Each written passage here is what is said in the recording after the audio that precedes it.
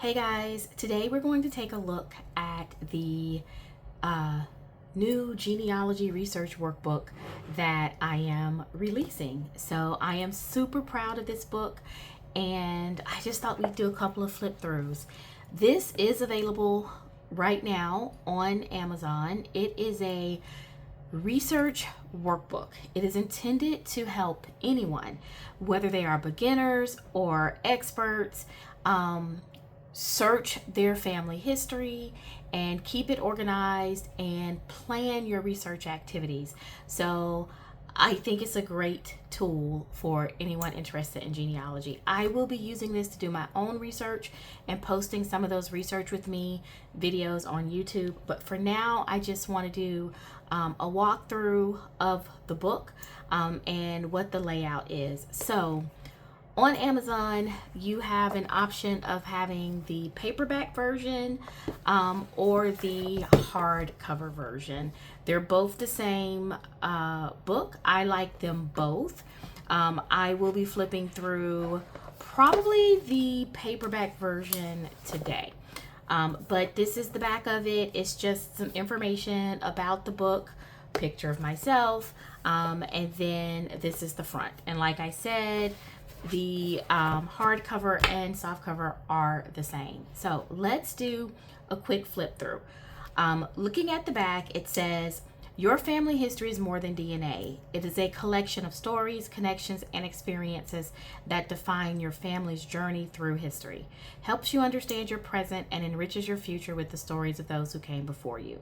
This workbook includes step-by-step guidance. It's a hands-on workbook, you guys. It's intended for you to write in this book, scratch stuff out, use it like a notebook.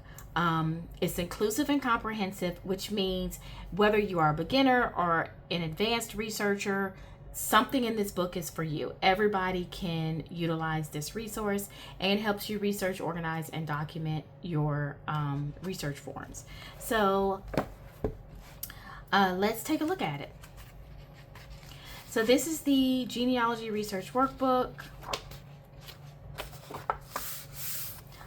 It starts just with the cover page, a motivational quote, a place for you to record your contact information in case you ever misplace the book, and we have our mission statement here, which says, "Our mission is to make genealogy research more accessible and manageable for everyone.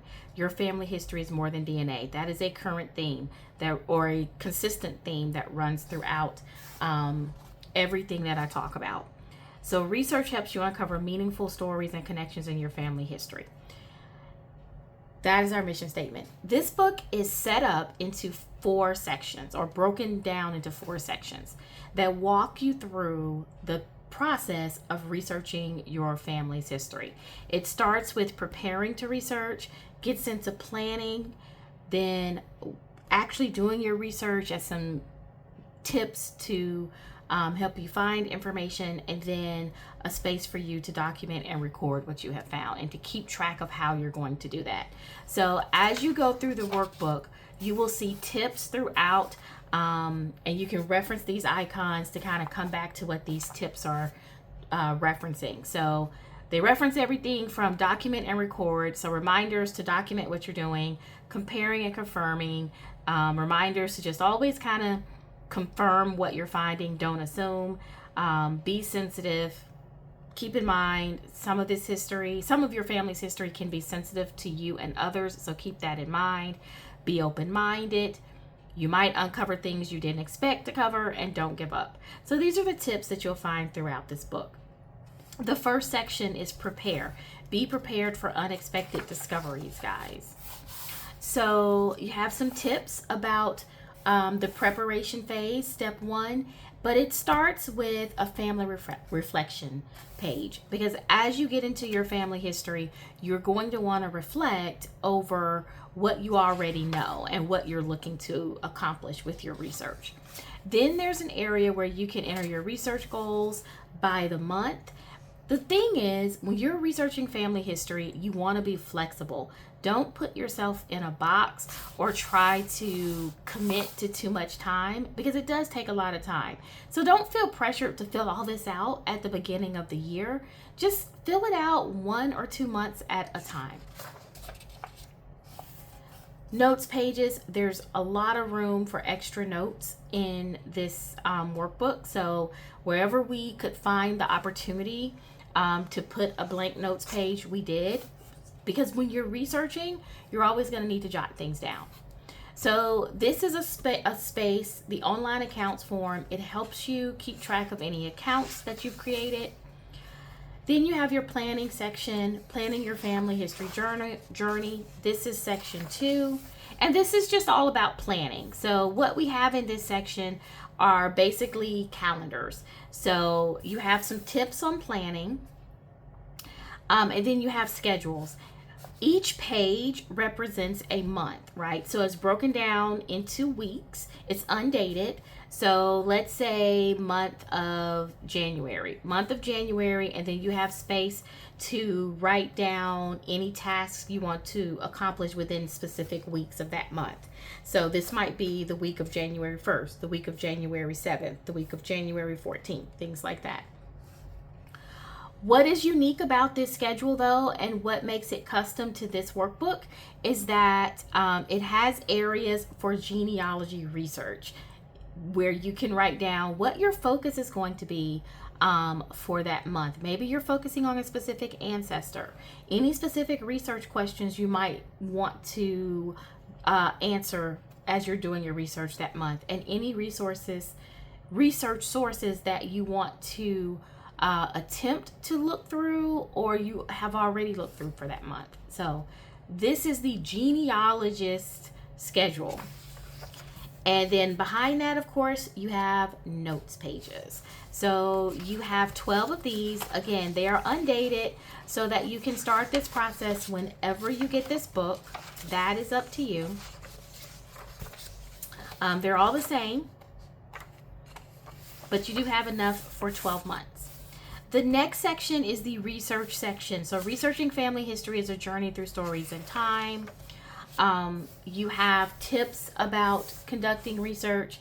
This section is broken up into ancestor lines. So this book includes, I believe it is 2 or 3, we will see, ancestor lines. And then you have a blank space to write family surnames. And we have a quote here: every ancestor has a story to tell. The journey is in finding it.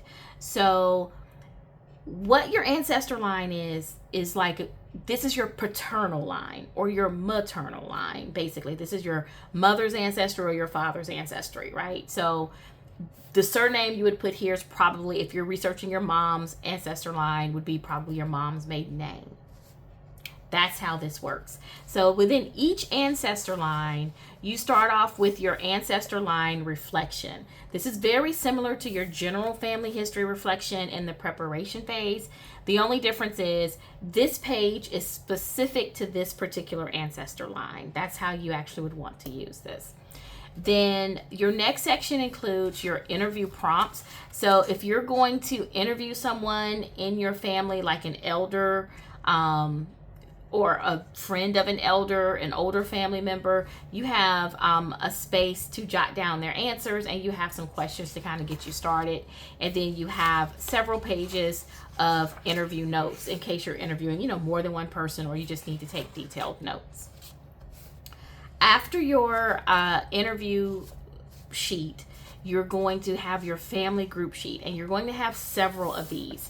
So a family group sheet, for those who don't know, this is where you keep track of a family unit as you're doing your research. So it's not necessarily a tracker as much as something to help you document, right?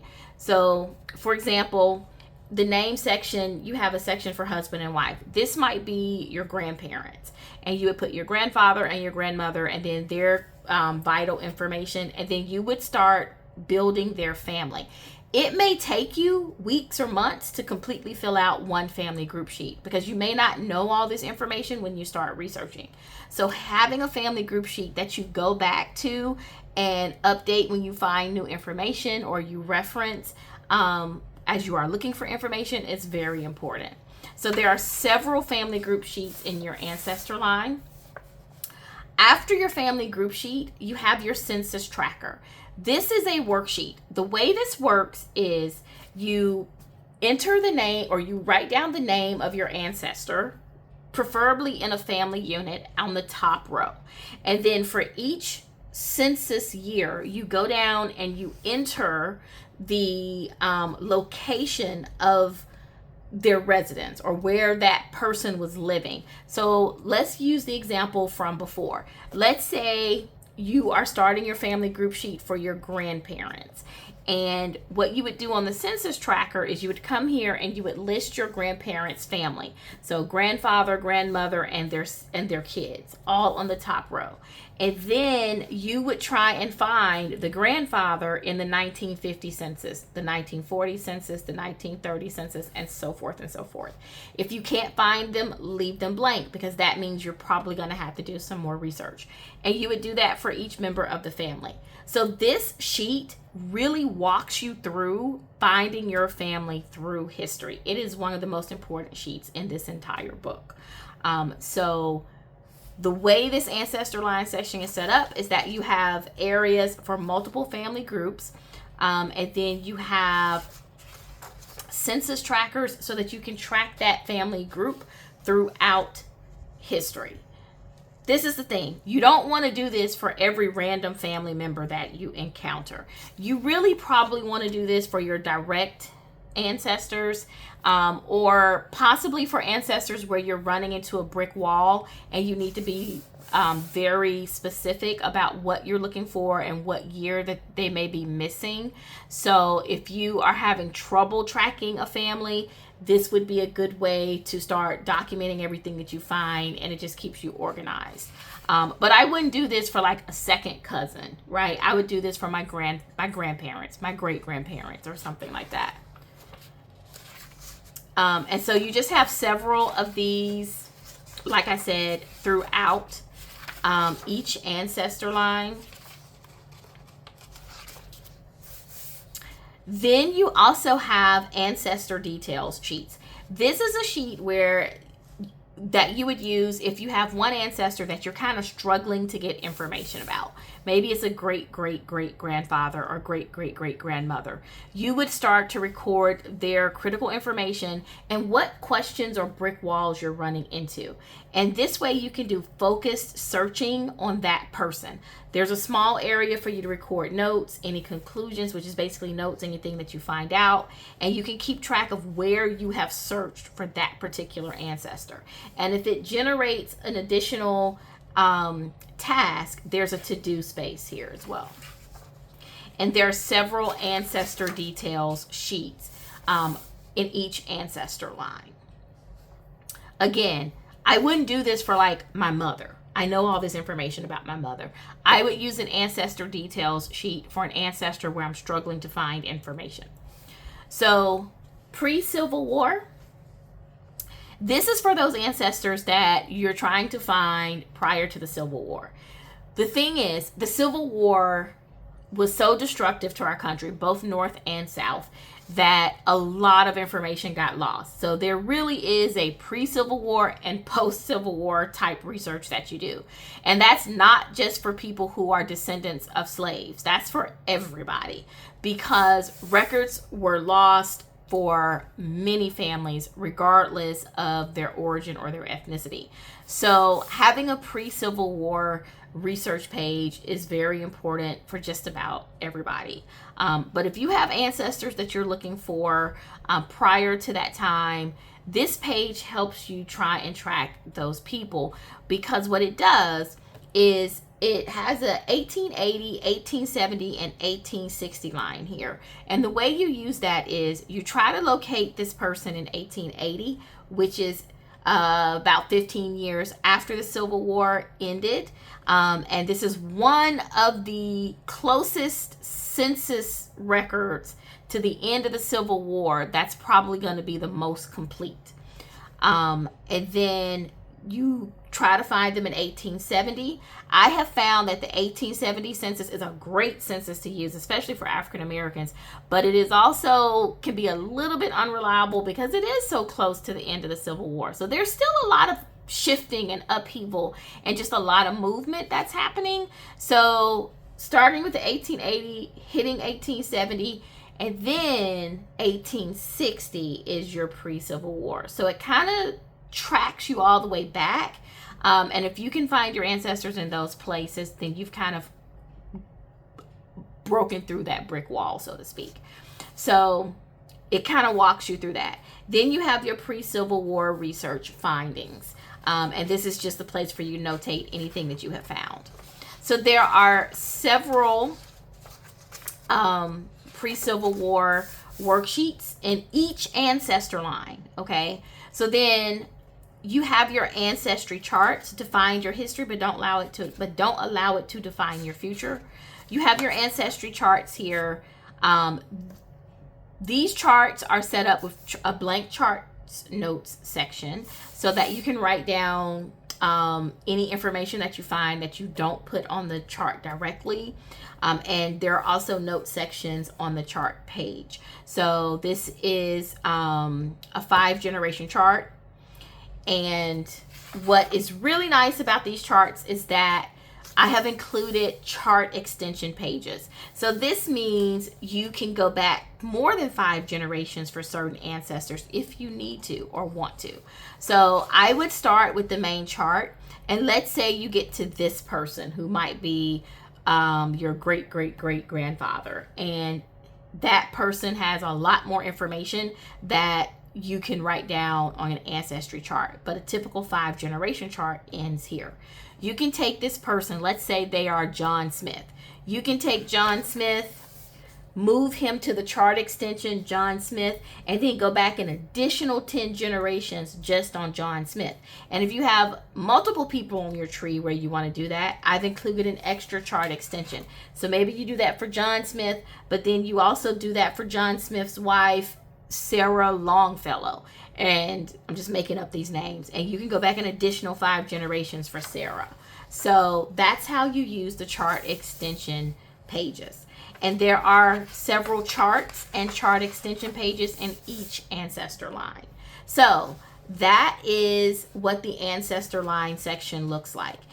After that, the ancestor line repeats, right? So you have enough space to do your maternal line and your paternal line. And everything is the same. You have the same number of family group sheets, census tracker records, right? It's all the same. Ancestor details.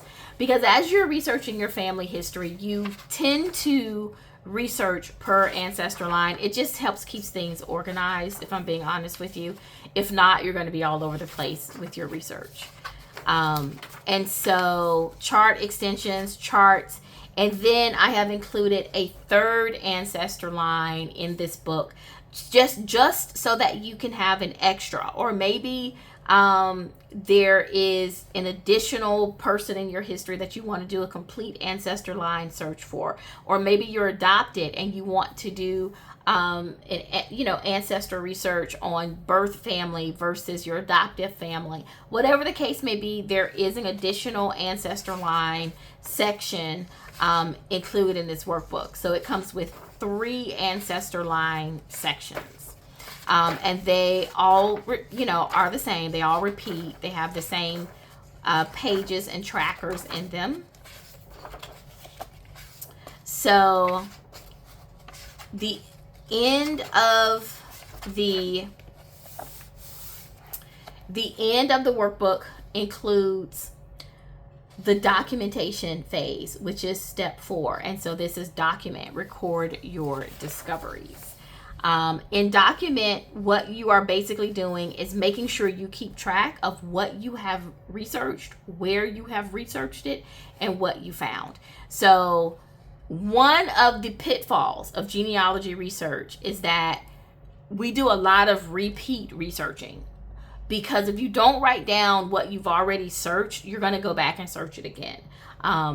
Oftentimes people do genealogy research 1 month, they don't come back to it to the next month or a couple months later, and then they've forgotten what they researched and where they've researched, so they kind of start from scratch each time. Keeping track of where you research allows you not to do that.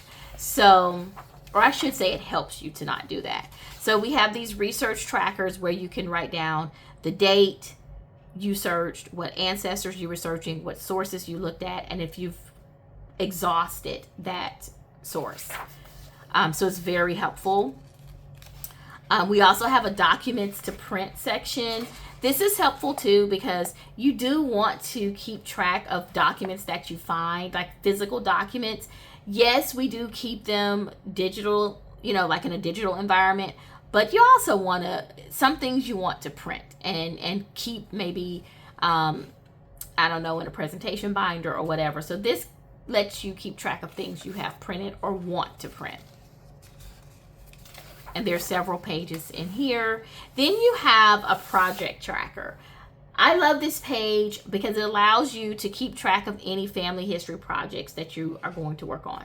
Let's say you're doing family history research for an anniversary event or a reunion, and you want to plan a family history presentation. This allows you to track what you need to do to pull that presentation off, what tasks you need to accomplish, what your project is, or maybe your project is putting together a family history binder. This allows you to build out the tasks you need to do to make that happen, and just describe your project and follow through with it. And then on back of that, we have notes. So there are several project trackers. And then at the end of the project tracker, this wraps up the book. So that is the